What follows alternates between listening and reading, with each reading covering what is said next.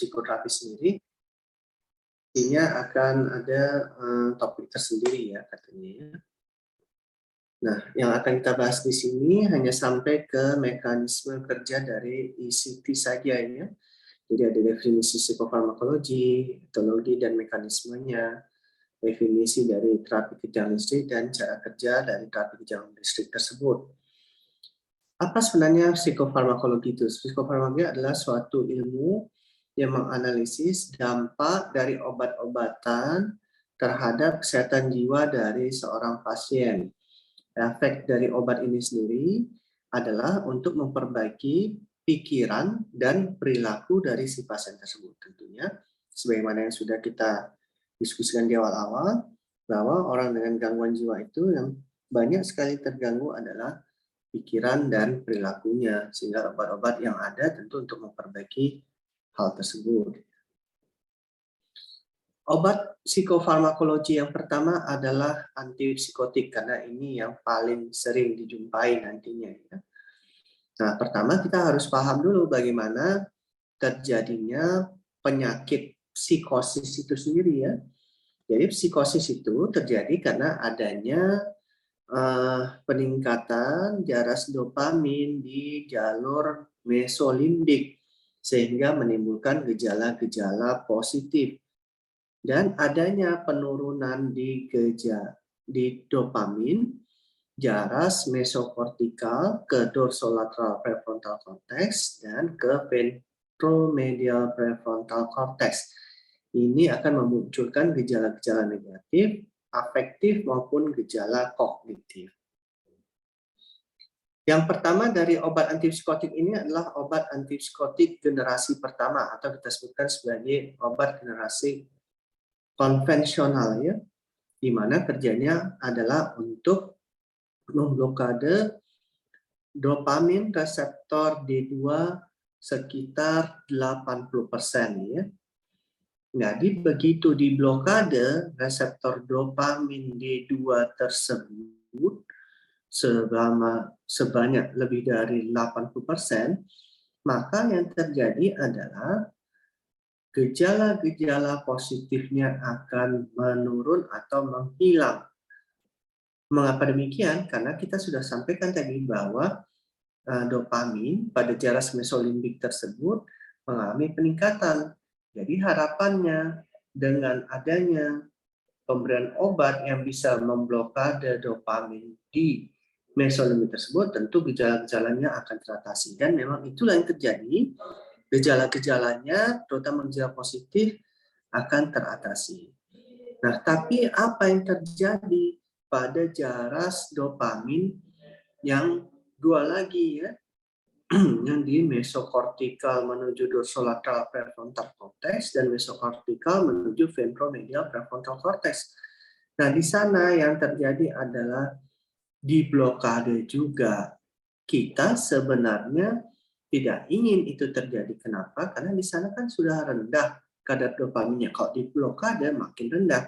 Maka yang terjadi saat penggunaan obat antipsikotik generasi pertama ini, gejala negatif, afektif, dan kognitif itu makin memburuk. Itulah efek yang tidak kita inginkan sebenarnya ya.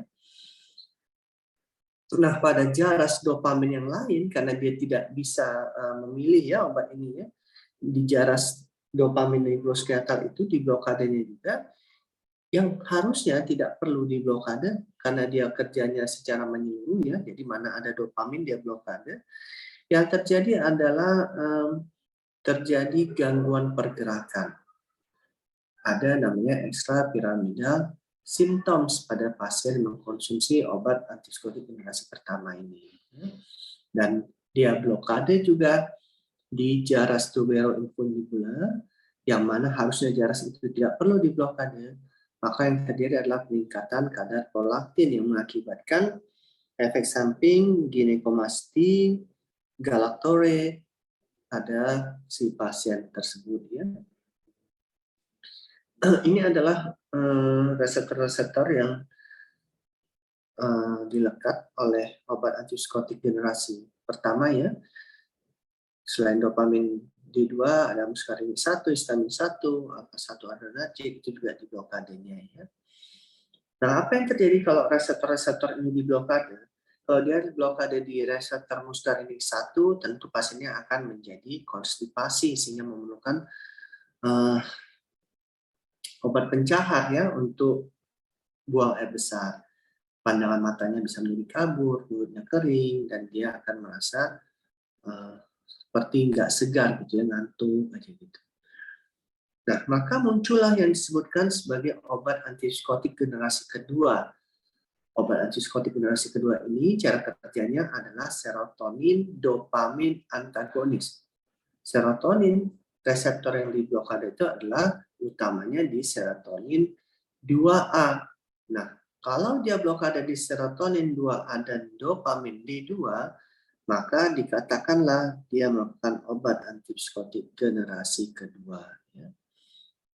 Kemudian ada lagi obat tersebut dia hanya memblokade dopamin reseptor D2-nya hanya parsial saja, dikatakan hanya dopamin D2 parsial agonis ya. Jadi kerja yang parsial agonis ini kalau ada yang rendah dia naikkan, kalau ada yang tinggi kadar dopaminnya dia turunkan ya. Kita perhatikan di sini bagaimana cara kerjanya ya. Nah, ini adalah interaksi antara serotonin dan dopamin. Ternyata setelah dipelajari lebih lanjut, interaksi dopamin dan serotonin ini cukup bagus ya. Dia seperti jungkat-jungkit, di mana dikatakan saat dopaminnya meningkat, serotoninnya menurun. Saat serotoninnya dinaikkan, maka dopaminnya menurun. Itu yang terjadi pada obat antipsikotik generasi kedua ini, di mana pada jaras dopamin yang meningkat dia turunkan, ya. Kemudian pada jaras dopamin yang perlu meningkat itu jadi pada jaras dopamin yang pada saat kondisi sakitnya itu meningkat itu akan dia turunkan, sedangkan pada jaras dopamin yang pada kondisi sakitnya turun itu akan dia tingkatkan dengan bantuan serotonin 2A antagonis tersebut ya. Jadi tadi kan kita tahu ya bahwa ada kadar dopamin yang menurun pada dopamin mesokortikal menuju ventromedial prefrontal cortex dan dorsolateral prefrontal cortex. Nah, di situ kalau dihambat serotonin 2A-nya, mereka berinteraksi, dopaminnya jadi meningkat seperti itu ya. Makanya efek sampingnya menjadi minimal terkait dengan hal tersebut.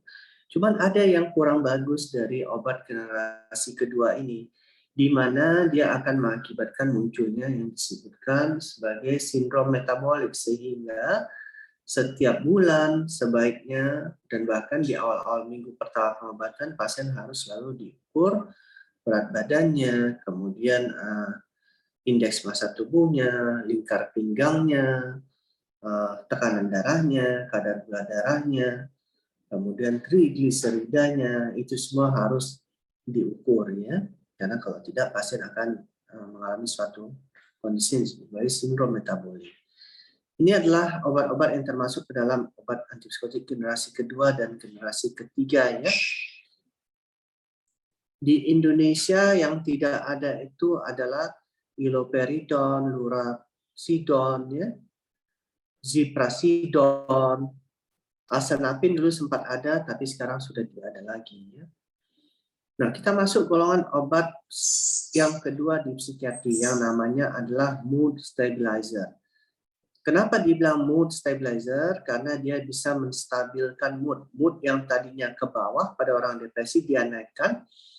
Mood yang tadinya meningkat pada orang manik dia turunkan. Ya. Maka dikatakanlah dia sebagai mood stabilizer. Maka obat mood stabilizer ini paling banyak digunakan pada pasien dengan gangguan bipolar ya. Ini adalah gambaran orang dengan gangguan bipolar ya. Ini adalah kondisinya di dalam otak ya yang terganggu. Kenapa bisa muncul gejala-gejala manik tersebut ya? Karena jaras-jarasnya tersebut dari dopamin itu terganggu, norepinefrin juga terganggu, serotonin juga terganggu, bahkan bagian-bagian otak tertentu, thalamus, striatum, nucleus accumbens, basal forebrain, prefrontal cortex, ya, amigdala itu juga terganggu. Sehingga kalau bagian-bagian tersebut terganggu, ditambah lagi ada neurotransmitter yang tadi kita sebutkan itu juga ada gangguan, maka muncullah gejala-gejala manik tersebut. Yang utama dari obat mood stabilizer ini adalah asam valproat, ya.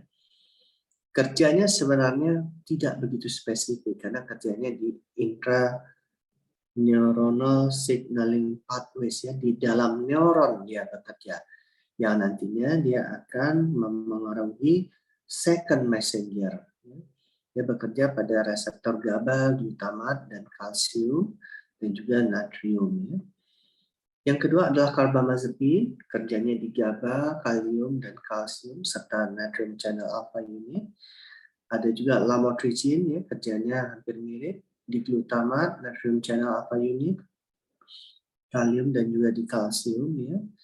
Nah, kalau kalian perhatikan, obat mood stabilizer ini sebenarnya merupakan antikonvulsan, obat yang digunakan untuk pengobatan epilepsi. Ternyata obat epilepsi itu bisa digunakan juga untuk mengatasi gejala-gejala pada orang dengan gangguan bipolar. Walaupun tidak semua obat anti epilepsi bisa bermanfaat. Yang bermanfaat yang kita sebutkan tadi, ada valproat, carbamazepine, dan lamotrigine. Ya. Jadi kalau pasien manik itu biasanya kita kasih valproat atau carbamazepine, sedangkan pada pasien yang depresi itu kita biasanya kasih lamotrigine, ya. Kelihatan di sini, ya, mana yang bisa digunakan. Nah, masuk ke golongan berikutnya dari psikofarmakologi tersebut adalah antidepresan, di mana orang-orang yang mengalami gejala depresi itu sama seperti orang dengan manic tadi, ada bagian-bagian tertentu di otaknya itu yang memang mengalami kerusakan, sehingga ditambah lagi dengan serotonin dan norepinefrin yang terganggu memunculkan gejala depresi.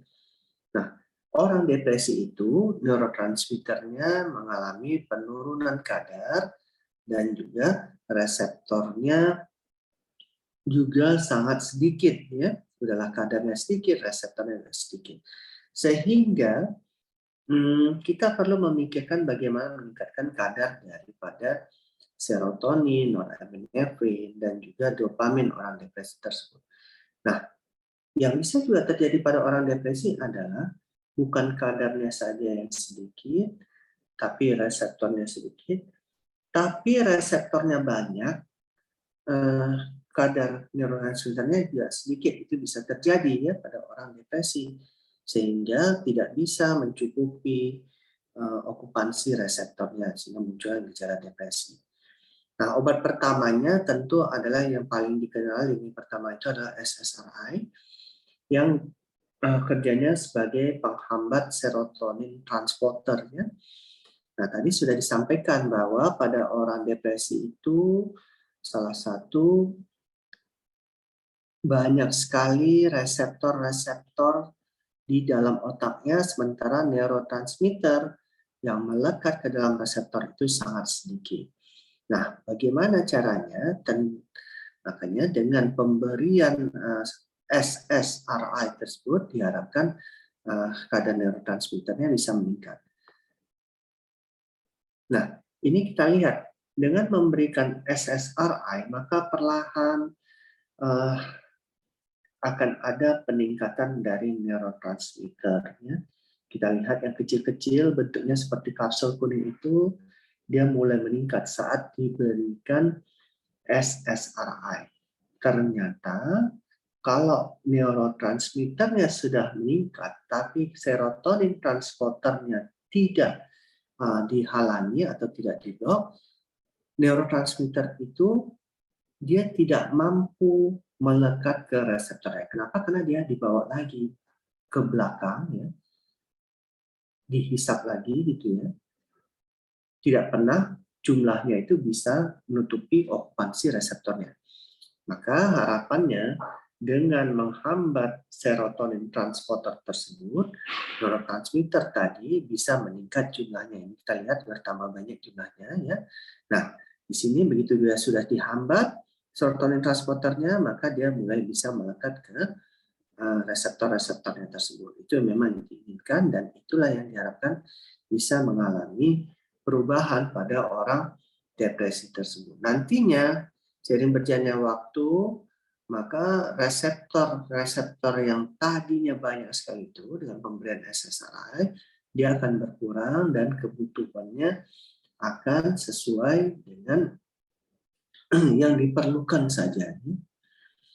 Nah, obat golongan kedua namanya adalah SNRI, di mana yang dihambat di sini adalah dia menghambat serotonin dan norepinefrin. Mengapa demikian? Karena orang depresi katanya norepinefrinnya juga rendah kadarnya, sehingga kalau dia bisa dihambat norepinefrin transporternya juga, kita harapkan norepinefrin kadarnya juga meningkat. Ya. Nah, golongan selanjutnya dari obat psikofarmakologi adalah sedatif dan hipnotik. Nama lainnya adalah ansiolitik. Yang kita kenal itu biasanya adalah benzodiazepine. Nah, untuk gejala-gejala yang diobatinya biasanya adalah gejala yang berhubungan dengan rasa takut dan rasa cemas pada pasien-pasien ansietas. Ya. Maka benzodiazepine, sedatif hipnotik ini sangat bermanfaat. Bagaimana kita tahu gejalanya ini muncul? Ini adalah mekanisme kenapa bisa muncul gejala-gejala ansietas dan takut tersebut, itu karena amigdalanya begitu aktif sehingga membuat jaras-jaras dari amigdala ke orbitofrontal cortex, kemudian ke periaqueductal gray, ya, kemudian ke hipotalamus, itu semua mengalami aktivasi berlebihan sehingga orangnya menjadi cemas dan muncul rasa takutnya tersebut. Sehingga dengan pemberian sedatif hipnotik, harapannya itu semua menjadi direduksi dan pasiennya menjadi lebih tenang. Obat-obat untuk gangguan ansietas menyeluruh itu sendiri sebenarnya selain daripada sedatif hipnotik juga bisa diberikan yang tadi kita sebutkan sebagai obat antipsikotik generasi kedua. Ya. Itu boleh diberikan pada obat, cuman dia tidak menjadi lini pertama, tapi dia menjadi obat adjunktif. Kalau lini pertamanya tetap benzodiazepin, SNRI, SSRI, obat-obat antidepresan ya, kemudian alfa-2 ligan, pregabalin, buspiron, ini semua ada di Indonesia ya. Obat ini pertama obat gangguan ansietas ini. Untuk obat gangguan panik mirip-mirip ya gejalanya, pengobatannya juga mirip-mirip. Nah, kecuali di sini tidak dipakai buspiron ya. Nah, untuk orang dengan gangguan ansietas sosial biasanya digunakan SSRI, SNRI, dan alfa-2 ligan. Ya. Benzodiazepin tidak dianjurkan. Kalau untuk yang PTSD hanya SSRI dan SNRI, benzodiazepin juga tidak dianjurkan. Selanjutnya kita masuk ke golongan obat insomnia, ya, membantu tidur. Nah, perlu dipahami bahwa tidur itu merupakan suatu siklus, di mana ada siklus bangun dan ada siklus tidur. Orang yang sulit tidur itu karena ketidakmampuannya untuk mematikan mematikan sarafnya ya, mematikan otaknya secara keseluruhan dan saraf-saraf tertentu dari dalam tubuhnya sehingga dia mengalami kesulitan tidur. Maka obat untuk mengatasi gangguan tidur itu, sulit tidur adalah dengan yang bisa menghentikan atau mematikan kerja sebagian saraf yang diperlukan agar orangnya bisa terjatuh ke dalam tidurnya. Nah, contohnya ada triazolam, estazolam, temazepam, frazepam ya. Ini merupakan golongan benzodiazepin semuanya. Di Indonesia kita punya estazolam, yang lain kita tidak ada ya. Nah, ada di Indonesia satu lagi namanya golongannya adalah zat hipnotis yang ada, tapi di Indonesia hanya zolpidem saja, yang lain tidak ada juga ya. Masuk kita ke dalam terapi yang lain, itu adalah electroconvulsive therapy, namanya terapi kejang listrik. Kenapa terapi ini bisa dipergunakan? Karena harapannya kalau orang diberikan aliran listrik kecil ya ke dalam otaknya, diharapkan otaknya yang terganggu atau komunikasi saraf yang terganggu itu bisa diperbaiki ya. Itu adalah teorinya mengapa ini terapi kejang listrik ini bisa dipergunakan. Biasanya siklusnya itu sekitar 6 sampai 12 kali per siklus, dan biasanya pasien mendapatkan manfaat setelah 10 kali dilakukan electroconvulsive therapy ya. Nah, kenapa itu bisa bermanfaat? Tadi sudah dikatakan ya, karena ada kejutan-kejutan kecil di dalam sarafnya. Ternyata otak orang dengan gangguan jiwa ini kalau diberikan aliran listrik kecil itu bisa memperbaiki fungsi saraf dan sirkuit sarafnya, sehingga gejala-gejalanya tersebut bisa berkurang. Nah, ternyata juga aliran listrik kecil yang diberikan kepada saraf tersebut bisa menjadi faktor untuk memunculkan saraf-saraf baru muncul lagi ya, dan juga memperbaiki saraf-saraf rusak seperti yang kita sebutkan tadi. Ini adalah terapi kejang listrik, kira-kira gambarannya seperti ini ya. Jadi biasanya dia bilateral atau unilateral. Kalau yang paling bagus itu adalah dengan pemberian anestesi seperti yang pada gambar ini, bagus sekali ya, ada EKG-nya, ada pengukur tangan darahnya selalu terpasang, ada EEG-nya juga ya. Nah, yang kiri itu adalah yang unilateral dan yang kanan itu adalah yang bilateral ya, tekniknya namanya. Ini adalah alatnya ya. Nanti di setel di sini berapa listriknya yang mau diberikan ya. Ini adalah untuk titrasinya, berapa lama durasinya ya, berapa detik, yang paling lama itu 8 detik ya. Alatnya itu mengeluarkan aliran listrik yang kecil ya, ingat ya, hanya kecil saja. Itu miliampere yang dikeluarkan, itu miliampere ya dia. Nah, indikasinya untuk apa?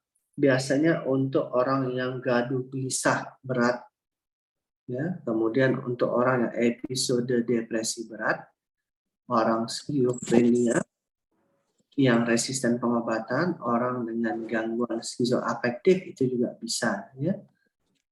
Oke. Kemudian biasanya sih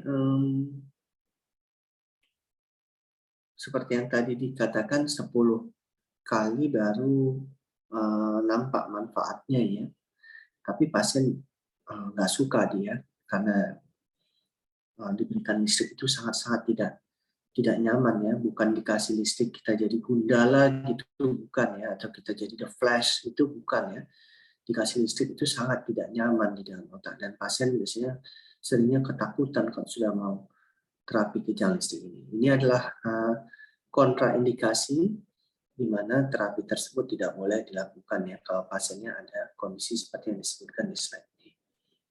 Baik, saya pikir itu yang bisa saya sampaikan ya untuk pertemuan kita pada siang hari ini. Silakan bila ada yang ingin ditanyakan ya. Izin bertanya, Dok. Iya, silakan, Agustina. Izin bertanya, Dok. Tadi kan obat antipsikotik yang generasi 2 memiliki efek samping sindrom metabolik, Dok. Iya. Kalau Dok, untuk pasien yang sebelumnya sudah punya sindrom metabolik, apakah ada perbedaan, Dok? Bagaimana pemberiannya? Iya. Jadi kalau pasiennya sudah ada sindrom metabolik, nggak dianjurkan lagi memang kita berikan obat antipsikotik generasi kedua itu. Ya. Jadinya kita biasanya memberikan obat antipsikotik generasi ketiga. Yang tadi ada dopamin partial agonis itu ya, Gustina. Nah, obat antipsikotik generasi ketiga itu diperkirakan sangat minimal untuk mengakibatkan sindrom metabolik, sehingga relatif aman diberikan untuk pasien yang memiliki atau yang sudah memiliki sindrom metabolik dalam tubuhnya. Jadi seperti contohnya generasi ketiga itu adalah aripiprazol, ya. Begitu ya, Gustina ya. Mudah-mudahan bisa membantu ya. Baik, Dok. Terima kasih, Dok. Terima kasih.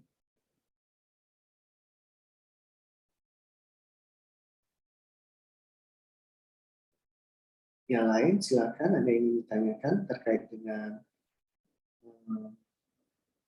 psikofarmakologi dan terapi kerja listrik ini.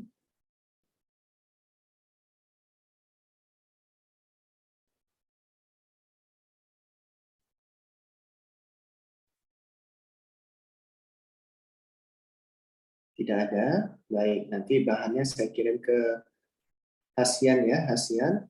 Minta tolong screenshot dulu ya Hasiannya. Baik dok, saya screenshot dulu ya dok. Tolong nyalakan kamera ya, adik-adiknya. Teman-teman, harapan kami.